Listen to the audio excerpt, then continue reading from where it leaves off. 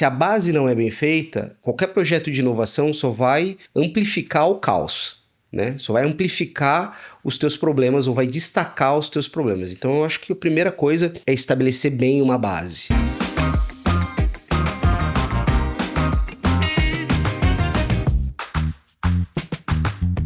Estamos começando mais um episódio do Taking Cast.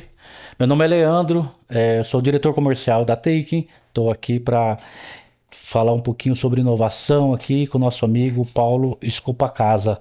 Paulo, seja muito bem-vindo. Se apresenta um pouquinho, fala um pouquinho de você aí para a gente poder introduzir o nosso tema aqui sobre inovação e transformação digital. Legal, Leandro. Obrigado pelo convite, né, da Taking para estar aqui com vocês. Eu sou Paulo Escopacasa, eu tenho 43 anos, estou há 25 anos quase já nessa jornada de trabalhando com TI, né, mas propriamente com serviços, infraestrutura, segurança da informação. Então, passei por algumas empresas já grandes, né, que todo mundo conhece, a IBM, a IBMBev, o Grupo MS, Contabilizei. Então, estou aqui para a gente conversar um pouquinho e falar um pouco mais sobre inovação e liderança. Seja bem-vindo, parabéns aí pela carreira. Obrigado. Eu espero que o nosso papo, tenho certeza que vai ser muito bacana.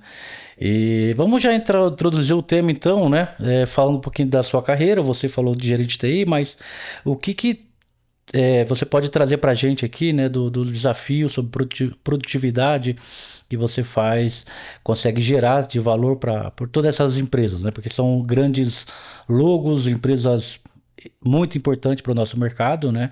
E você ter passado por elas aí mostra aí que você é um profissional totalmente antenado aí, atualizado aí para os nossos desafios. Não, eu acho que o grande ponto, né, hoje em dia é que tudo tem que ter uma produtividade, né? Acho que a gente sai do mundo onde você pode não dar lucro, né? Onde você pode não gerar valor para algo que você tem que gerar valor o tempo todo, né? Eu lembro muito de situações onde eram projetos que você podia, aqui tem um prejuízo inicial para depois ao longo do contrato você recuperar um dinheiro. Hoje isso não existe mais, né? Então acho que a grande diferença do mercado de hoje em dia é que você precisa ser produtivo o tempo todo, né? Acho que isso, inclusive, é onde a IA se faz mais presente hoje em dia, né? Então acho que é uma mudança de paradigma, né? Que você sai do momento onde às vezes uma empresa comprava um contrato de fornecimento de serviço para poder entrar naquele logo, opa, estou aqui, né? Tinha uma operação deficitária no começo, hoje em dia isso já não comporta, porque tem uma série de desafios, você é desafiado o tempo todo a ser melhor, a ter mais produtividade, a dar mais lucro para a sua própria empresa, ou mesmo dar um retorno maior para um cliente. Então eu acho que a gente muda um pouco o paradigma quando a gente fala de produtividade dos últimos anos para cá, né? Principalmente vindo da área de serviços, né? Serviços de outsourcing, principalmente, que foi onde eu comecei ali na IBM. A gente viu um cenário muito mais permissivo em relação à produtividade. E hoje é basicamente 100% do tempo produtividade, desde o dia zero até o dia a dia ali, o final do contrato. Bacana, muito bom. Isso mostra a sua versatilidade, né? Acho que muitas vezes, acho que pode falar mais assim, algumas escolas que você teve profissionalmente, né? Acho que te colocou hoje no seu momento profissional que você passou por todas os tipos de mercados, né? E cada tipo de mercado depende, é uma forma diferente de fazer a venda interna, né? Para buscar o investimento, né? Você passou pela indústria. Eu também já passei pela indústria. É difícil tirar R$1 do dono da empresa ou dos sócios, porque o cara tá preocupado com a produção, ele quer colocar o fluxo de caixa na produção. Se você não tiver ideias geniais, você não consegue buscar aquele investimento para poder fazer uma inovação. E por outro lado, você passou também na Contabilizei, que é uma empresa, suponho que é uma empresa totalmente inovadora, né? Como é que é lidar com esses tipos de venda interna para você gerar inovação? Que muitas vezes, por mais que tá claro que vai gerar produtividade, vai reduzir custo, mas muitas vezes você tem formas diferentes de buscar e aplicar esses investimentos, né? A inovação é um pouco a cultura das empresas, né? Cada empresa é inovadora do seu jeito, mas eu acho que algumas empresas são mais... tem isso mais no DNA, né? A Contabilizei, por exemplo, é uma empresa que nasceu de uma inovação, né? Ela nasce de sair um pouco do modelo tradicional, lá quando o VT teve a ideia de sair um pouco do contador tradicional para um modelo de negócio que é super bem sucedido. Hoje é o maior escritório de contabilidade do país, né? Então, acho que a inovação, ela nasce, cada empresa tem a sua maneira de trabalhar a inovação, e eu acho que isso facilita um pouco quando você entende exatamente qual é o modelo da empresa em relação à inovação. Acho que facilita um pouco para você fazer a venda, né? Num modelo mais tradicional de negócio, você vai ter um pouco mais de dificuldade de vender inovação, mas vai depender muito do que você tem de retorno. Acho que o retorno é muito importante, é o principal fator hoje para você conseguir vender inovação, né? E inclusive a grande dificuldade hoje em dia, né? Tem algumas polêmicas a respeito aí de inovação, por exemplo, de projetos de IA, né? Quanto retorno você tem num projeto de IA. Né? Então, alguns estudos falam em 95% dos projetos de IA, por exemplo, não tem retorno claro, né? Dos pilotos que estão rodando aí, 45% dos projetos dos pilotos rodados nos últimos anos foram abandonados, né? Então, algumas coisas porque geralmente é muito difícil você investir um dinheiro sem saber qual é o retorno que aquilo vai dar de uma forma muito clara. Então, acho que esse é o grande ponto, né? Como a gente faz a inovação, algo que seja transformador para a empresa, que mude não só a maneira como a empresa vai entregar aquele serviço para o cliente, mas principalmente como a maneira como a empresa é produtiva para ela mesma, né? Como aquilo é produtivo para os próprios trabalhadores, para os próprios colaboradores, e como é que isso muda o jogo da empresa. Acho que isso a grande diferença, e cada empresa vai ter a sua maneira de olhar, né? No fim do dia, mais o dinheiro é que vai acabar falando mais alto. Você tocou num tema interessante, né? Porque a gente vive um hype hoje de IA. E assim, tá todo mundo fazendo.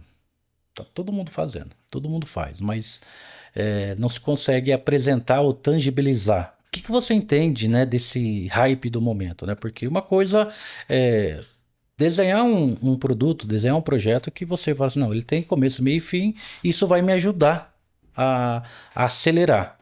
Mas como é que você lida com esse hype? Tá todo mundo fazendo, mas não consegue tangibilizar, né? Você consegue trazer algum exemplo assim, de tangibilidade que você desenvolveu aí ou na indústria ou no comércio de serviços de RP, né, pela última empresa, né? O que você conseguiu trazer de valor para o negócio?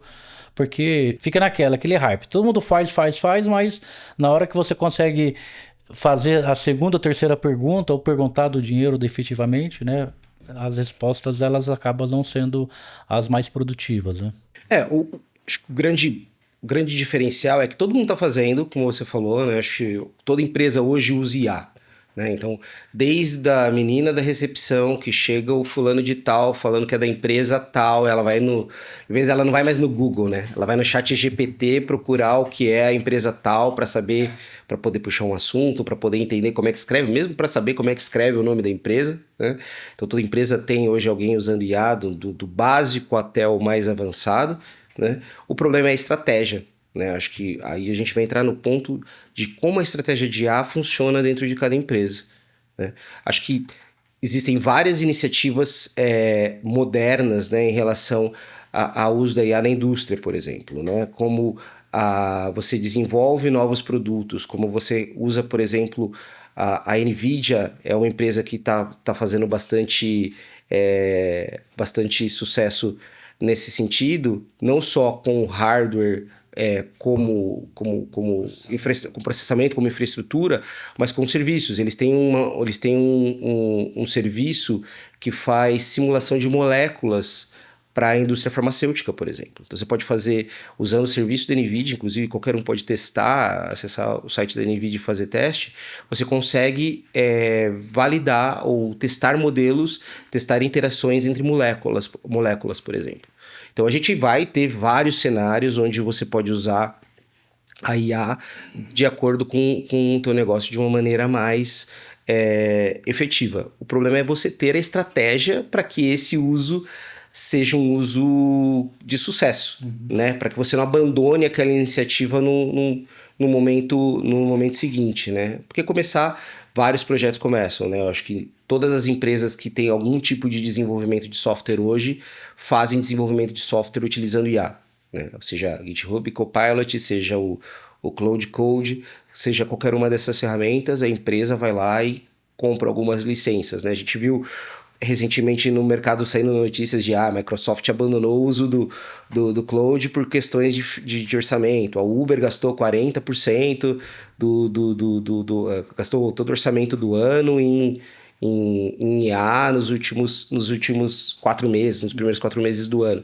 A gente viu muitas dessas notícias saindo, justamente porque não tem uma estratégia muito bem definida, ou não tem de uma forma muito bem fundamentada a base para que aquela IA funcione. Eu acho que essa é a grande saída do hype, assim. Você sai do hype quando você cria essa fundação, essa base muito sólida para poder começar a desenvolver projetos que vão ter um retorno claro, que vão ter um objetivo claro e que vão te dar algo que mude o ponteiro da empresa, que dê uma melhora na produtividade da empresa. Paulo, eu particularmente uso bastante IA no sentido, quando eu tenho um problema que eu não consigo resolver, ele me ajuda, eu preciso acelerar um documento e aí eu ganho essa produtividade aí de ter que ficar lá parado digitando. Então, isso já transformou a vida acho que, de qualquer cidadão. Mesmo nas versões gratuitas, né, você consegue resolver muita coisa.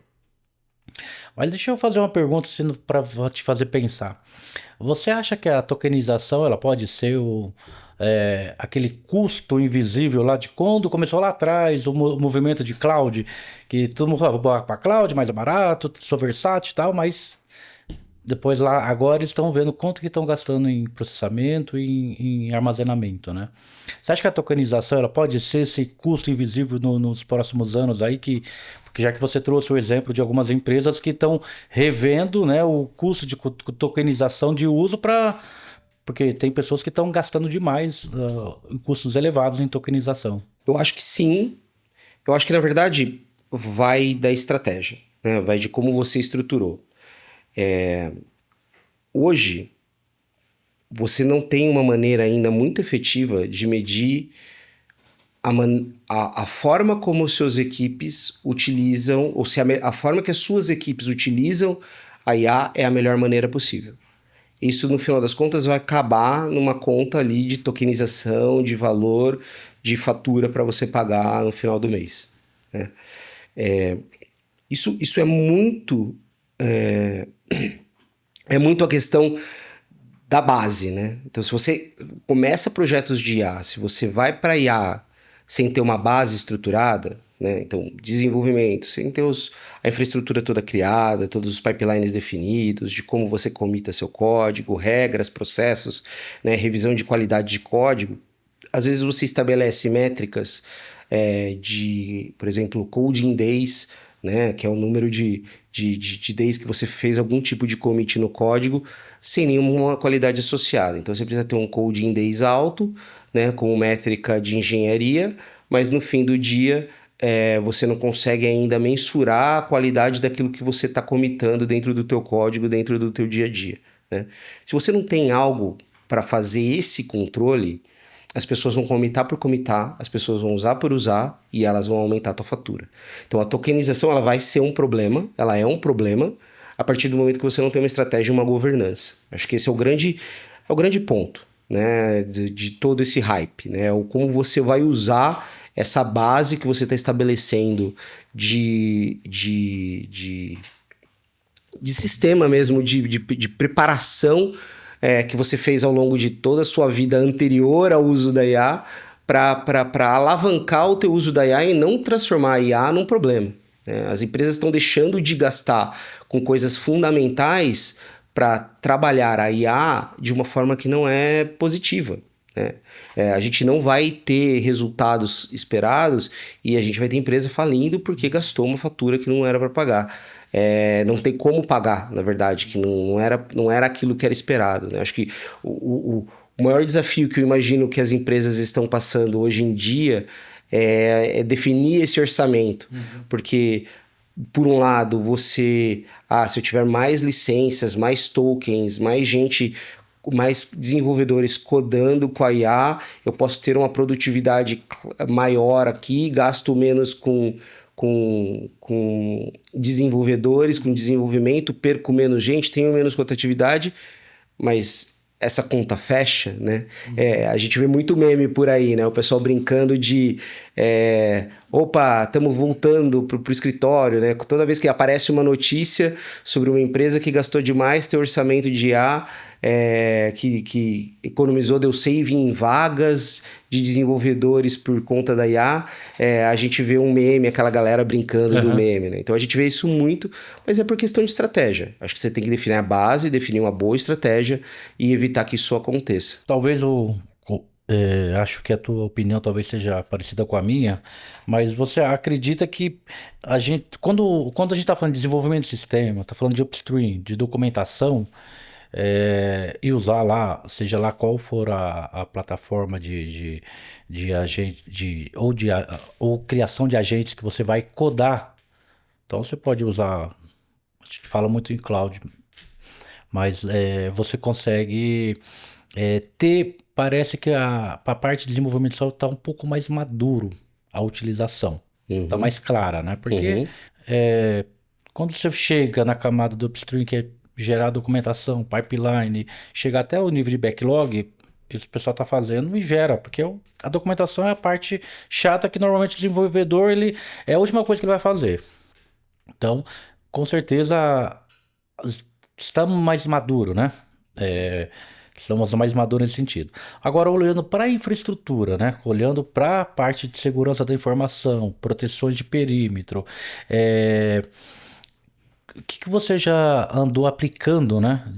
Usando a IA para fazer como tornar a minha infraestrutura mais segura, como tornar a minha gestão de infraestrutura mais ágil, né? Ou assim, mais automatizada, mais efetivamente. Sair dos NOC, SOC tradicional, o que você pode contribuir nesse sentido, né? Da sua experiência pregressa? A gente fez bastante projeto recente, onde a IA entrava aplicado, principalmente em segurança da informação, né? Quando você fala, por exemplo, de usar uma ferramenta como o Netscope, né, para ali verificar tráfego, né, para proteger ali a navegação da tua empresa, né, para garantir que você tenha uma navegação mais segura, que você tenha seus ativos ali, principalmente as estações de trabalho, né, mais protegidas contra links maliciosos, né, controlar um pouco aquilo que as pessoas podem fazer dentro da tua empresa.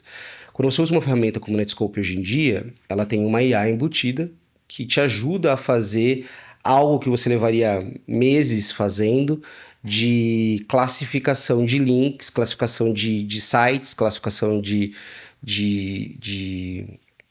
acessos e principalmente, o processo de autorização ou bloqueio de determinados acessos.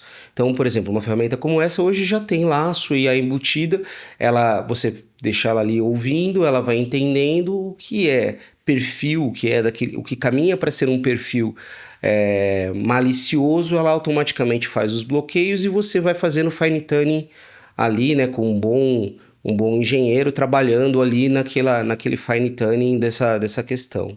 Acho que para a segurança da informação isso é muito maduro e as ferramentas modernas todas, elas têm acrescentado essa camada de IA dentro da estrutura. Para a infraestrutura, ela vai um pouco além, eu entendo, né? Eu vejo muito a gente conseguindo, nesse momento, sair um pouco da discussão de SLA, de ticket, de chamado, de atendimento ao usuário, por exemplo, propriamente dito, né, de problemas que você resolveria ali com uma série de engenheiros, com N1, N2, N3, 24/7, com esse time todo trabalhando, para você começar a olhar um pouco mais para frente, um pouco além e evitar que os problemas aconteçam, né? Porque infraestrutura, queira ou não, você só lembra dela quando dá problema, né? Ninguém chega no escritório falando, nossa, hoje o Wi-Fi tá bombando. Mas você entra numa reunião, teu Wi-Fi deu uma rateada, você vai ouvir alguém falando, pô, meu Wi-Fi também deu problema. O cara só clicou no link, demorou 2 segundos para abrir a página, mas ele vai falar do problema, né? Infraestrutura é muito disso, né? É muito de você sentir muito da sensação do usuário, obviamente, né?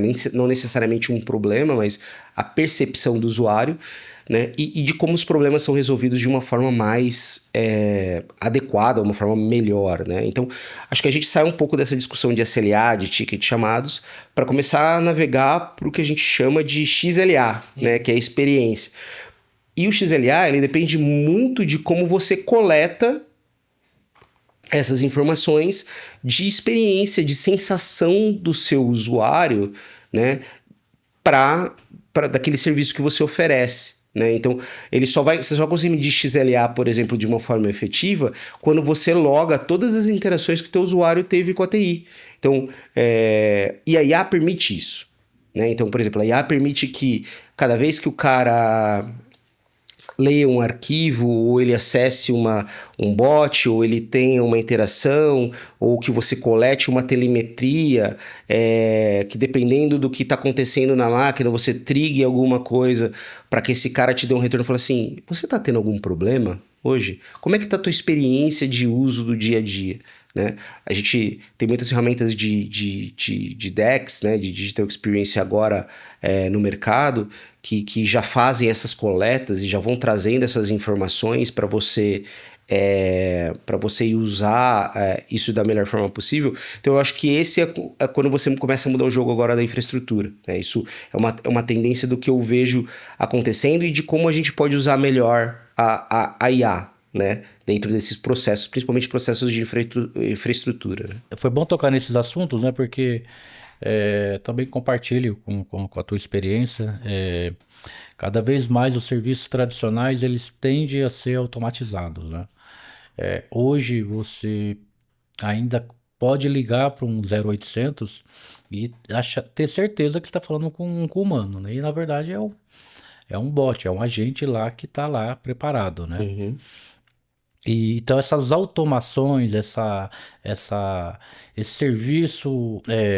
serviço gerenciado que saiu atrás de tela do monitoramento e passar para um processo automatizado é o que vai ganhar performance, aumentar a produtividade das áreas internas, né? Porque você vai deixar lá os seus analistas lá trabalhando para outra coisa, para projeto, para desenvolvimento de uma experiência nova, né? Uhum. Mas que os próprios serviços eles possam ser consumidos de forma automática e a prevenção ela tá lá rodando lá, que é entre essas automações. Uhum.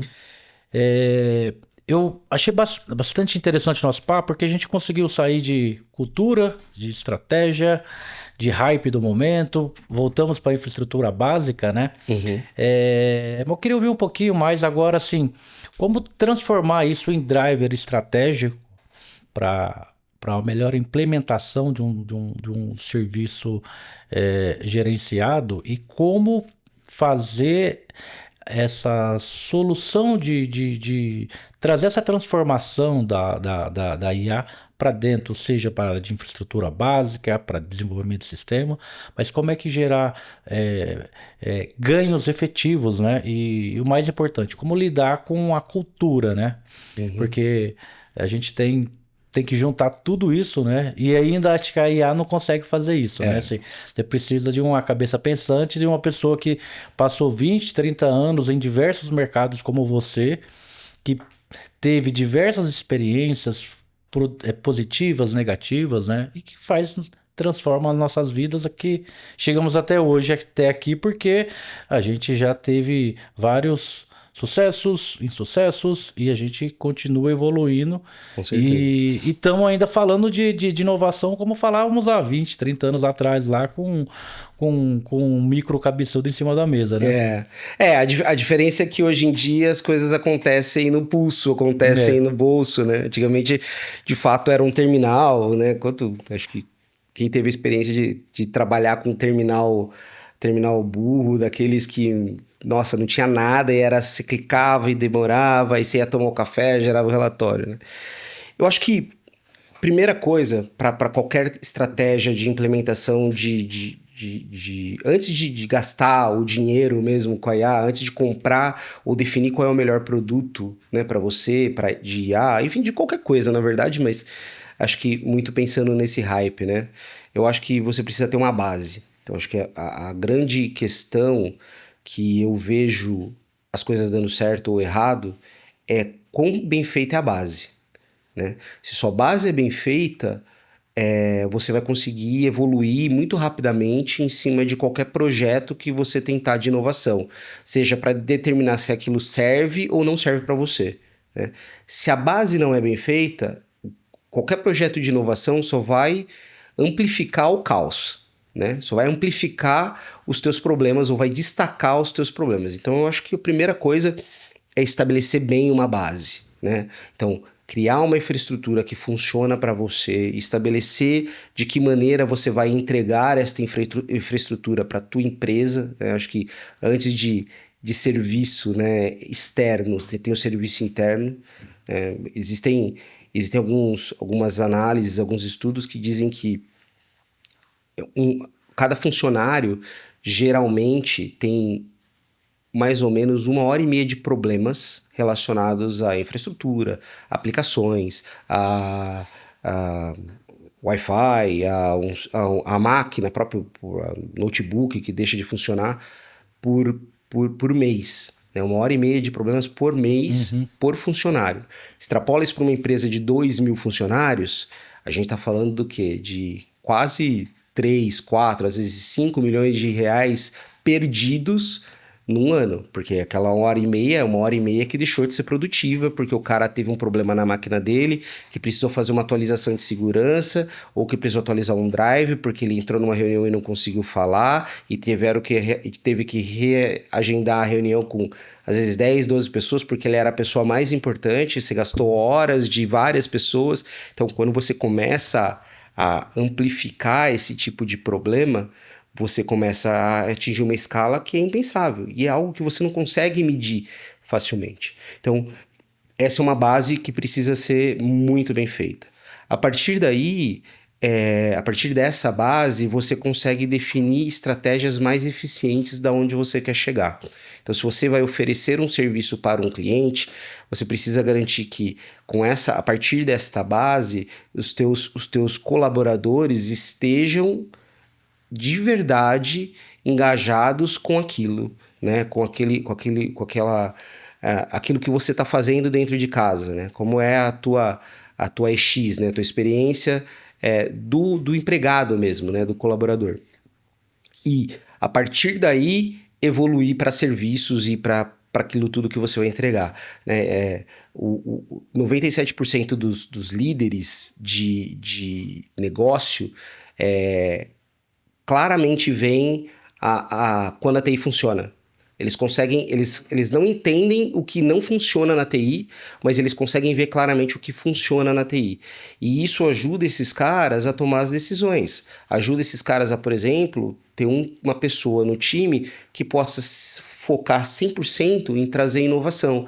Então, tem empresas que têm consultores de IA que vão buscar inovação para aumentar a pipeline, para melhorar cross-sell, para buscar oportunidade. Existem várias ferramentas no mercado que fazem isso hoje, mas você só consegue fazer isso a partir do momento que você tiver ali outras ferramentas que suportem isso, né?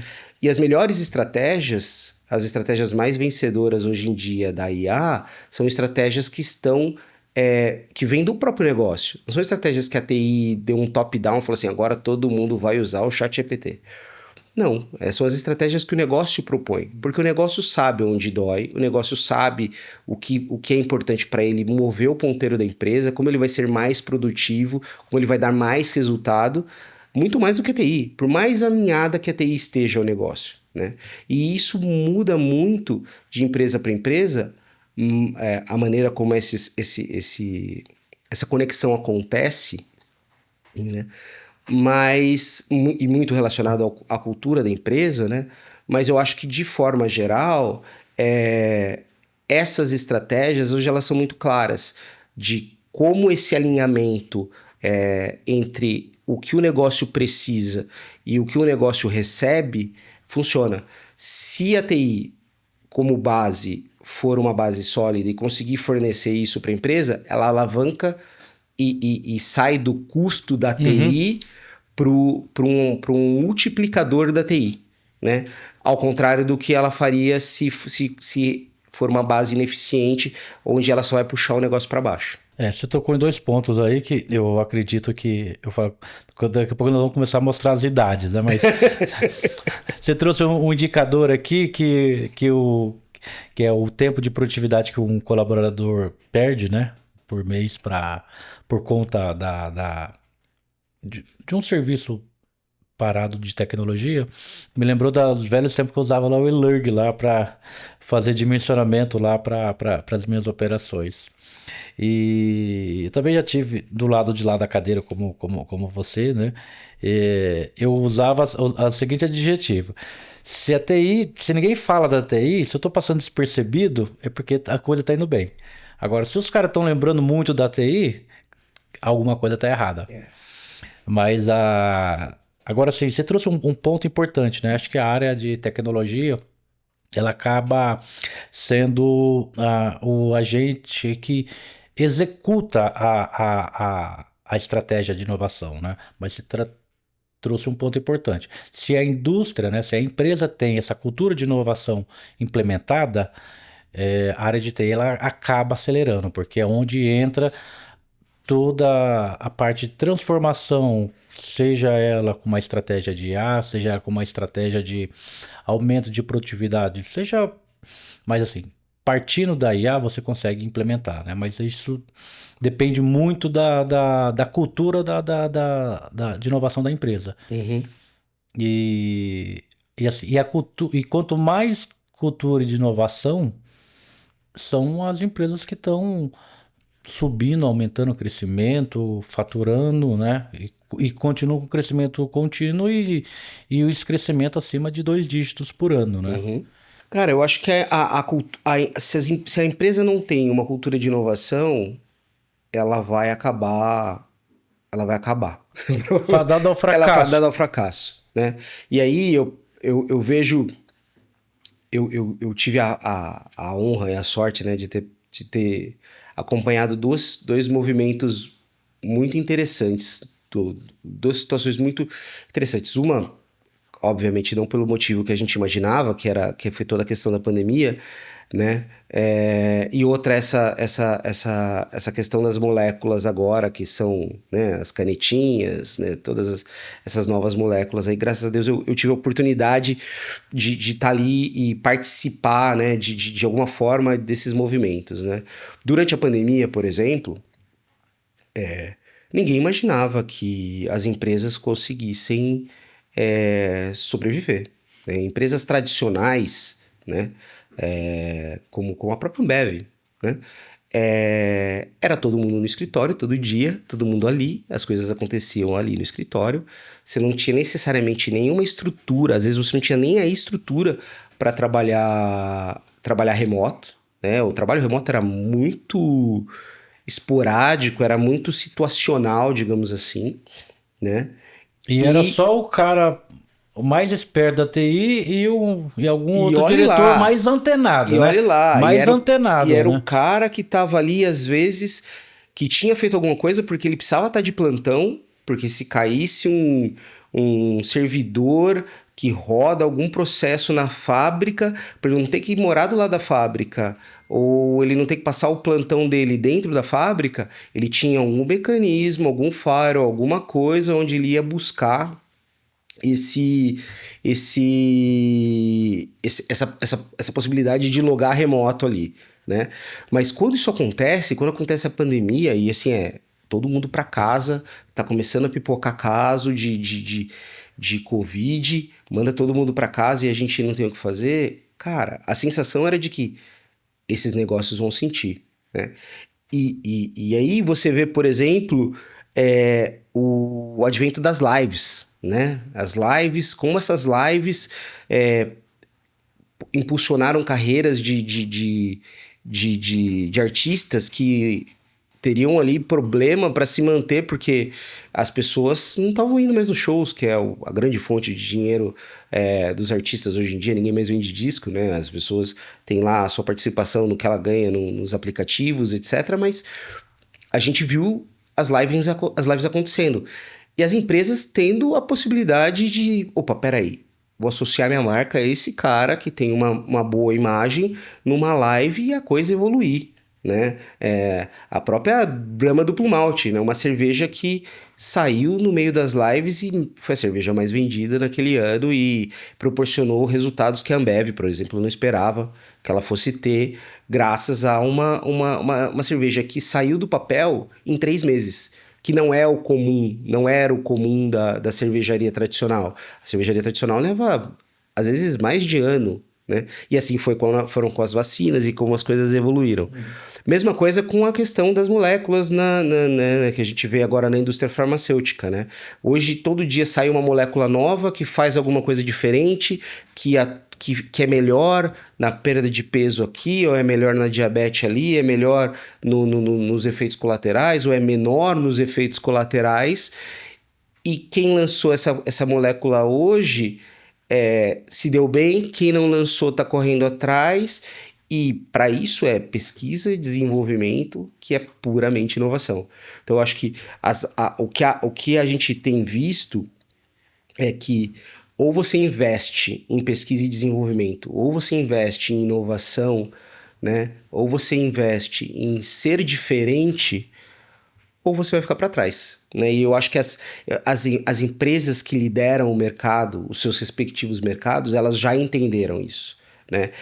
E elas entenderam isso muito antes de ser hype, Uhum. porque elas tinham uma boa base estabelecida, com um bom caminho para isso, com gente que eles trouxeram lá atrás para começar a pensar nesse tipo de estratégia, e as coisas estão dando certo, as coisas estão se pagando. Quem está começando agora tem que correr rápido, porque é muito tempo perdido, né? Então, e quem não está fazendo, quem acha que o tradicional vai funcionar, eu acho que a gente cada vez mais caminha para o tradicional não funcionar. Porque o tradicional, as pessoas não querem mais começar uma carreira corporativa para ganhar um salário mínimo, né? A gente não consegue mais contratar um analista de suporte, por exemplo, pagando um salário mínimo, como a gente pagava lá atrás, às vezes muito menos que isso, né? A gente trabalhava em turnos ali nos call centers, nos command centers, nos NOCs, e a gente tinha galera trabalhando 6 horas por dia, ganhando menos de um salário mínimo, felizona, saía dali, ia para casa, ia estudar, ia fazer outra coisa. Hoje Não, ninguém quer. não, eu saía de um plantão e ia para outro. Ou às vezes tendo 2 empregos, mas porque trabalhava 6 horas aqui, ia para casa, descansava, depois ia para o próximo e depois emendava. Então, essas coisas, elas não existem mais, né? Hoje em dia, com o advento das ferramentas, de IA principalmente, os moleques de 15 anos codam. Muito melhor do que desenvolvedores de carreira. Eu fiz colégio técnico, né? Eu fiz colégio técnico, o CUTU, Colégio Técnico de Campinas, da Unicamp. Você é preparado para sair de lá um desenvolvedor. Nunca foi minha praia.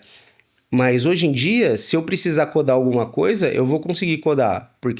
Obviamente, porque eu tenho a base, mas mais que isso, porque tem uma ferramenta que eu falo assim, olha, eu preciso que você desenvolva para mim isso, isso e isso em tal linguagem, e eu quero, por exemplo, hospedar esse site numa nuvem para fazer isso, isso e isso, e, cara, se eu souber fazer o prompting, eu vou conseguir codar, né? E qual é o diferencial nisso? Todo mundo pode fazer, né? Então, eu acho que esse é o grande lance. E eu acho que isso reflete muito na liderança, né? Em como a liderança fomenta esse tipo de coisa. Porque a liderança, hoje em dia, não dá mais para ser executor, né? Só um líder executor hoje, cara, a IA executa, né? Acho que tem uma questão de curadoria ali. Você passa a ser um líder curador, Curador. né? Você tem que entender como é que você vai trazer essas tendências, você vai trazer toda essa inovação para o jogo com o seu time, né? Porque se você tinha dinheiro para aumentar a tua equipe, provavelmente esse dinheiro está sendo consumido pelo uso de uma IA ou para a compra de uma ferramenta. Então você tem que entender como é que você traz essa equipe para o jogo, como é que você transforma essa equipe em mais eficiente, mais produtiva e como você potencializa essa equipe para isso. Então, acho que esse é o grande momento, né? O grande movimento que quem ainda não fez tá bem atrasado, né? Tem que correr atrás. Paulo, eu tô aqui com um papel para te fazer pensar, né? Mas você também fazendo refletir e lembrar aqui do meu passado, né? Uhum. A, hoje o pessoal sai das faculdades, do colégio, já mas com outros atributos, né? E, e aquele básico que a gente aprendeu no colégio técnico lá de teste de lógica, fazer a programação na mesa, escrever o código, fazer o teste de mesa, isso não se faz, né? Que eu entendo que é o básico, né? Isso me faz pensar no sentido de fazer uma provocação. Pensando na forma de gerar produtividade, mas sem as ferramentas existentes hoje. Falando de IA, estou falando lá de automação, estou falando voltando para trás, né? Quando a gente era obrigado a fazer os projetos de produtividade, né? Sem ter essas ferramentas que a gente tem hoje, que é um acelerador. Uhum. Como você, imaginando que acabe proibiram todas as IAs, como é que vamos continuar fazendo inovação, gerar produtividade, sem ter esses aceleradores? Cara, eu acho que da mesma maneira que a gente fez até agora, assim, de verdade, assim. E aí você falou uma coisa muito importante, né? A gente, acho que hoje em dia, e aí tem muito dessa questão, né? Tem muita gente que não... Acho que, acho que antes a gente... Eu lembro quando eu entrei como estagiário na IBM, né? Assim, lá atrás, assim. Eles contratavam, pelo menos o time que eu tava, contratava estagiários, e a própria IBM também era um pouco assim, estagiários de determinadas faculdades, né? Tinha muito esse o nome da faculdade que você faz. Antigamente tinha muito disso. Hoje em dia as pessoas tem N faculdades EADs muito boas, que entregam o mesmo resultado, ou que às vezes muito melhores do que uma faculdade tradicional, que você ia lá, sentava e não prestava atenção na aula e fazia qualquer outra coisa, e às vezes ia pro bar, beber, então não sei o quê, e não prestava atenção na aula, né? Acho que... mas isso me lembra um pouco disso, porque naquela época eu acho que a gente tinha uma fundamentação que era um pouco diferente, né? Eu vejo muita gente hoje, tive meus funcionários mais novos, recentes, não fizeram faculdade, né? Ou nem se preocupavam em pensar em fazer uma faculdade, por exemplo, um colégio mesmo. A pessoa aprendeu em casa. O primeiro emprego dela foi analista de TI, ganhando aquele salário básico, e ela aproveitou as oportunidades que ela teve dentro daquela empresa para ir aprendendo coisas e adquirindo skills. E aí o principal skill que ela teve no começo foi ser fuceiro, né? O famoso fuceiro, e buscando aquelas condições. Óbvio que sem as ferramentas, sem toda essa estrutura, e a gente é numa época que sequer tinha internet, né? A internet era discada, e olhe lá, ainda assim, quando você tinha outras questões, você tinha outros fundamentos, né? Então, quando você ia trabalhar produtividade, por exemplo, você ia analisar uma cadeia, um fluxo produtivo, você ia tratar uma cadeia produtiva, um fluxo de processo, e buscar ineficiências naqueles fluxos, buscar os tempos parados dentro de uma cadeia produtiva, e onde eu podia otimizar aqueles tempos, às vezes apertando um parafuso diferente, às vezes colocando uma pessoa a mais na linha, às vezes tirando uma pessoa da linha, né? E buscava sempre essas oportunidades, né, de otimização de processos, não necessariamente sem ferramentas. E eu acho que é muito nesse caminho que a gente vai. Se a gente evoluir para o custo que a gente tem evoluído em relação à IA, ele chega, para muita gente, esse custo vai ficar impagável, né? Por mais que você use ferramentas gratuitas, as ferramentas gratuitas, eu imagino, uma tendência de que cada vez mais limitem o teu acesso àquilo que você pode obter a partir do gratuito. Porque, obviamente, todo mundo quer... Não tem lanche grátis, né? Todo mundo precisa monetizar aquilo, né? Então, Alguém paga a conta. alguém paga a conta. Seja as grandes empresas que pagam uma conta enorme e permitem que eles ainda consigam ter alguns serviços oferecidos gratuitamente, ou o próprio usuário que vai ter cada vez mais... O pessoal estava brincando esses dias dos avisos, dos anúncios que estão começando a surgir na IA. Daqui a pouco você está pesquisando um negócio na IA, enquanto eu penso aqui, que tal você fazer a sua fezinha numa bet, né? Alguma coisa desse tipo. Mas, que é o grande assunto do momento, né? Das propagandas de bet, etc. Mas então a gente vai começar... Essa conta é paga de alguma forma, né? Então eu acho que a tendência é que, principalmente dentro das empresas, a IA fique muito focada, e principalmente a IA que dá mais resultado, né? Fique muito focada naquilo que, de fato, tem uma produtividade muito diferenciada em relação ao uso de apenas de processamento humano, digamos assim, e a gente volte pro... Cara, vamos analisar esse processo aqui. O que esse processo me diz? Como é que esse processo funciona? Né? De que forma a gente pode otimizar esse processo? Né? E aí ter um grande ganho de produtividade ali. Que é o que a gente fez, sei lá, a nossa vida inteira, né? Quem trabalha com serviços ali, década de 2000, 2010 ali... A vida inteira foi isso, assim, a gente não conseguia... a produtividade que pediam pra gente era quantas pessoas ia cortar.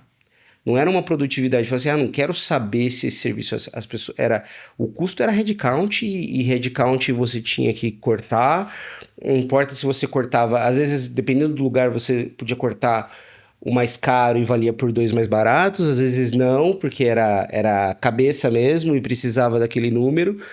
E a gente, graças a Deus, evoluiu nesse modelo, né? Mas a gente acha que algumas coisas do básico vão voltar, como olhar para essas cadeias produtivas, olhar para os fluxos, achar as ineficiências, achar uma experiência melhor para o colaborador em si, né? De como ele pode, como você pode entregar mais para aquele cara, para ele fazer uma coisa melhor.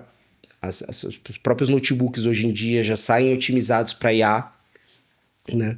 Para que esse cara possa fazer pesquisas mais eficientes e o processamento possa ser mais focado naquelas consultas, naquelas queries, nos prompts que ele gera, e para que isso não seja um impeditivo para que aquela pessoa trabalhe e ela continue trabalhando naquilo que ela precisa, responder um e-mail, responder um chat. Então eu acho que tudo está caminhando para se otimizar nesse sentido, mas eu vejo que o básico bem feito ainda vai ser o grande diferencial competitivo e a grande fonte de produtividade nos próximos meses, próximos anos, talvez. Você lembra de algum projeto que você fez lá no final da década de 90? Qualquer coisa que você fez lá que gerou produtividade para você? Pode ser alguma coisa pequena. Cara, assim, eu lembro muito de... No final da década de 90 eu ainda tava meio... Eu ainda era programador, assim. Eu vou te dar um exemplo que eu tava no colégio, né? Eu tava entrando no colégio ainda, né? Eu tava com 13 anos. E lembra do modelo de negócio daquelas escolas de microinformática? Os caras iam nas escolas, preenchiam lá, faziam um sorteio lá, aí os caras voltavam com um bolo de papelzinho preenchido de cadastro. É, Aí alguém tinha que parar lá e digitar aquilo digitar. lá pro cara poder fazer a mala direta, lembra? Uhum. Então, aí O cara me chamou e falou, cara, eu preciso que você vir digitar isso aqui. E digitava numa tela de DBase, no prompt mesmo. Horrível. Eu tinha 13 anos. Primeiro, o que que eu fiz? Eu peguei e fiz no. Lembra que tem a parte do DBase Design? Uhum. Fui lá e montei uns campozinhos com o scroll automático na hora de você digitar, com validação de CPF, telefone, já o campo certinho. E conforme você digitava, ele já pulava. Porque até o Enter era um negócio Era que também. você perdia tempo, né?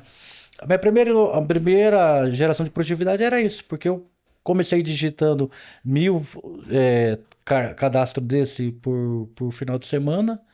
E com essa tela aí eu fazia em 2, 3 horas depois. Olha o grande produtividade que eu fiz lá em 93. É. Você deve ter feito muita coisa Ah, parecida com com isso. certeza, assim, cadastro, um monte, né? Eu trabalhei uma época como desenvolvedor, como basicamente era uma empresa de relógio de ponto e ronda eletrônica.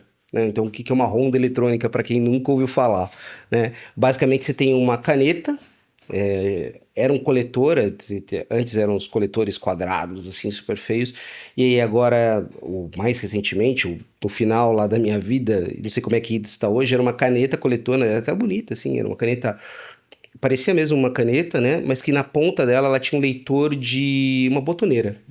Essas botoneiras que você tem aí, que tinha basicamente um chip. Você encostava na botoneira, ele lia o código serial daquele chip. Era um código de 6 caracteres, 8 caracteres. Que você lia ali e coletava aquela informação e basicamente servia para que o Honda, né, que era o segurança, garantisse, porque não tinha, nem todo mundo podia investir em câmera, né? Outros tempos, né? Hoje em dia uma câmera, você compra uma câmera baratinha na internet e você põe em qualquer lugar, né? Quase toda casa hoje de rua tem câmera.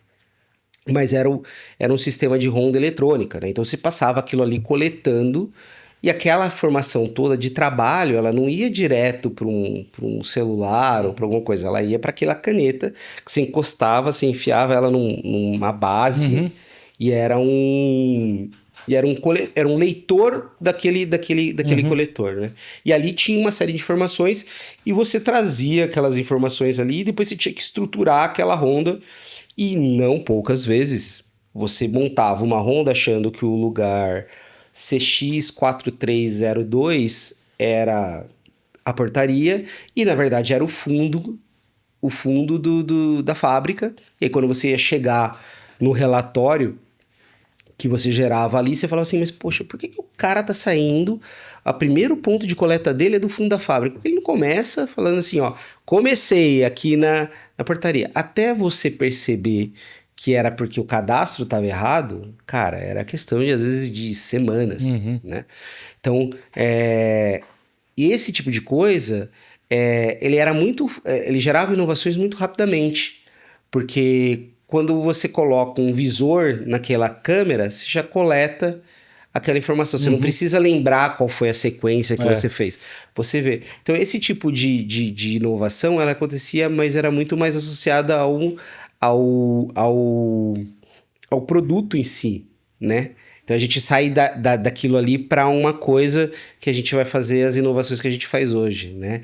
Mas essas coisas essas otimizações eram muito frequentes, que nem você falou. Era o cadastrinho que você fazia uma questão mais eficiente, era um tabulador que você criava para facilitar na hora de preencher, o próprio software que tinha nas portarias, né, que coletava antes, não coletava antes, você tinha que salvar aquela imagem, você tirava foto, você salvava a imagem, jogava essa imagem num lugar, aí o cara fazia o upload da imagem, né, e aí hoje em dia você agora tem o software, depois disso já evoluiu para o software ler aquela Uhum. foto, então esse tipo de otimização, cara, acontecia todo dia e era muito mais Excelente. eficiente, né?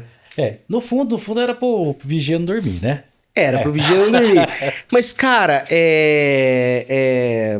tinha empresa que usava esse tipo de Eu vi situação. isso na IBM, eu trabalhava eu fiz um projeto lá em 92, 93, de madrugada, e aí eu vi esse, e lá era uma planta grande lá em É, Hortolândia, né? Então, Eu vi, então, como eu ficava de madrugada, ficava vazio lá, né? Então, meus amigos, as pessoas que eu conversava lá, basicamente é o pessoal de limpeza, o pessoal da portaria. Então, eles vinham, eles tinham que ir lá, eles tinham que abrir todas as salas que tinham gente trabalhando, olhar, tal. Então, tinha Eu acho que mas era eles um. iam lá com.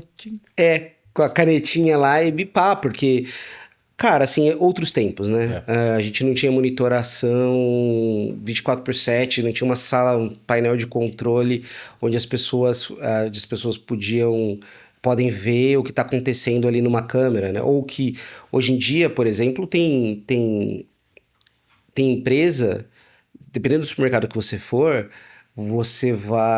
a hora que você entrar no supermercado, você já, o mercado já vai saber se você teve alguma ocorrência dentro daquele mercado, do tipo, você foi pego furtando um produto. Né? Então, quando você entrar, se você é você não vai ser proibido de entrar no mercado. Mas quando você entrar no mercado, a câmera leu a tua cara, achou no banco de dados, viu que tinha uma ocorrência no teu nome e ela vai avisar o segurança fala assim, opa, o RA ali que entrou, ele já roubou X na loja. Acompanha, por favor. Então o cara vai ficar ali dando uma passeadinha e acompanhando. Isso acontece hoje em dia, a gente nem sabe, né? A gente não está acostumado a ver isso, mas tem uma tecnologia Não, já tem as. rodando, então Fusão. é muito diferente, né? Eu vejo que os aparelhos, os equipamentos públicos, né, com prefeitura, têm usado isso muito para. Aqui em São Paulo chama Smart Sampa, né? Mas muitas das prefeituras estão implementando cada vez mais essas câmeras já com É, a IA o, embutida, que ela consegue achar, já identifica, já pode cruzar com o banco de dados, né? Então, isso é algo bom muito para a segurança. uhum. Papo bom, hein, Paulo? A gente está caminhando para o final aqui. O Paulo promoveu aqui um papo excelente. A gente falou de estratégia de IA, falou de cultura empresarial, falou de planejamento, né? Como implementar as melhorias por meio de IA. Falamos de um pouquinho de custo de tokenização, os custos que estão ocultos. A gente falou um pouquinho da vida pregressa, do passado, das coisas que a gente é, é, passou, né, antes de ter a tecnologia disponível, mas já estavas inserido no mundo da tecnologia. Eu vou encerrar aqui, Paulo, pedir para você falar um pouquinho mais, falar um pouquinho no sentido de finalizar a tua apresentação, né, e nesse momento assim, né, vamos esquecer, porque a gente sabe que a IA está aí para acelerar e transformar e melhorar inclusive a nossa vida como tecnologia, Uhum. né, ajuda a acelerar e reduz custos, seja de gente para codar, seja de gente para fazer documentação, e Uhum. você cada vez mais utiliza os profissionais de forma performática e ele fazendo muito mais, entregando e sim chegando aqueles indicadores lá que a gente falou no Uhum. início lá, né? Uhum.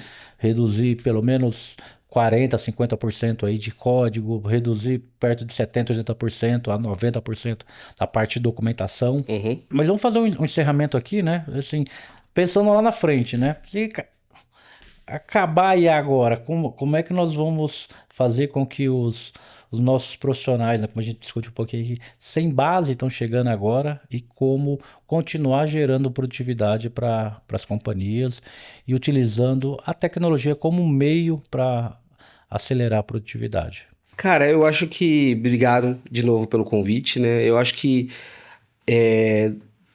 a gente falou de coisas que não vão mudar, né? Com IA, sem IA, e elas existem desde antes, né? Então a gente falou um pouco das bases, né? De processos, de documentação, de coisas que elas precisam existir. A gente falou um pouco de cultura das empresas, né, de como essa cultura funciona e de como a cultura é importante para isso, né? E eu acho que o grande lance de toda empresa, e tendo trabalhado em tão diferentes culturas e algumas vezes a cultura da empresa mudando ao longo do tempo, né? Por adaptação e por questões todas, eu acho que a gente vai chegar no ponto de que, principalmente, o nosso papel como líder né, é fundamental, né? Eu acho que como líder, e os líderes, principalmente os principais líderes que eu trabalhei, aquelas pessoas com quem eu me inspirei para né, me tornar um líder melhor ou para evoluir na carreira e para aprender, às vezes tendo a oportunidade de assistir o que aquela pessoa fazia, às vezes sentado numa mesa, numa negociação difícil, numa reunião complexa, né, numa situação dando notícia ruim, dando notícia que ninguém queria ter. Eu acho que os líderes é que vão fazer a diferença nisso. E aí a liderança ela precisa ser muito clara, muito objetiva daquilo onde ela quer chegar, onde a empresa precisa chegar.